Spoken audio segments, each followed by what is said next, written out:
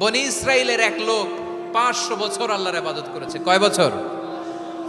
কোথায় জানেন? সাগরের মাঝখানে এক পাহাড়, ওই পাহাড়ের উপরে বসে 500 বছর টানা আল্লাহর ইবাদত। দিনে আর রাতে একবার করে নিচে নামতেন।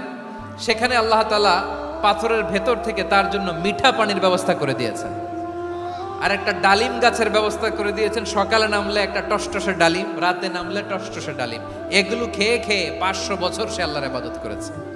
আর সে আল্লাহর কাছে বলেছে, আল্লাহ আমি যখন মারা যাব সেজদারত অবস্থায় যেন মারা যাই। ঠিকই আল্লাহ সেজদারত অবস্থায় সাইয়েদনা আজরাইলকে পাঠিয়ে দিলেন। সেজদারত অবস্থায় লোকটা মারা গেল। 500 বছর ইবাদতের পরে আল্লাহর দরবারে কিয়ামতের কঠিন ময়দানে যখন লোকটা হাজির হয়ে যাবে, আল্লাহ বলবেন, আদখিলু আবদি আল জান্নাতা বিরহমাতি, আমার বান্দাকে আমার দয়া আমার ভালোবাসা দিয়ে জান্নাতে ঢুকায়া দাও।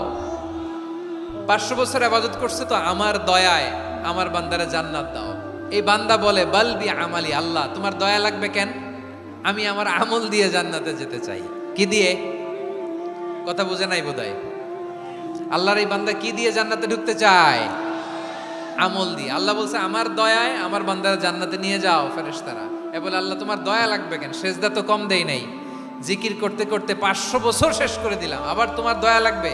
আমি তো আমার আমলেই জান্নাতে যেতে পারি। আল্লাহ বলবেন, তাই ঠিক আছে, আমি চাইলাম দয়া দিয়ে জান্নাত দিব, তুমি চাইলে আমল দিয়ে ঢুকবা। ঠিক আছে, তোমার আমল আর আমার যে দয়া দুইটার একটু মাপ দেই।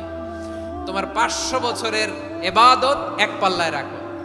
আর আল্লাহ বললেন, আমি যে দয়া করে এই দুনিয়ার নাজ নেয়ামত বিউটি সৌন্দর্য দেখার জন্য তোমার দুটা চোখ দিয়েছিলাম, দুটা নয় একটা চোখ আরেক পাল্লায় রাখো। রাখা হবে, দেখা যাবে ওই 500 বছরের ইবাদত হালকা হয়েছে, আর মুহূর্তের মধ্যে আল্লাহর দেয়া একটা চোখের নেয়ামত ভারী হয়ে গিয়েছে। আল্লাহ বলবেন, তোমার কথা মতো মাপ দেয়া হলো, এবার ফলাফল দেখো। হিসাব বলে, তুমি এখন জাহান্নামে যাবা। Go to the hell fire, যাও এবার জাহান্নামে যাও। মাপ জোখে যখন আসছো আমার সাথে হিসাব ক্যালকুলেশন, যাও তুমি এবার জাহান্নামে যাবা।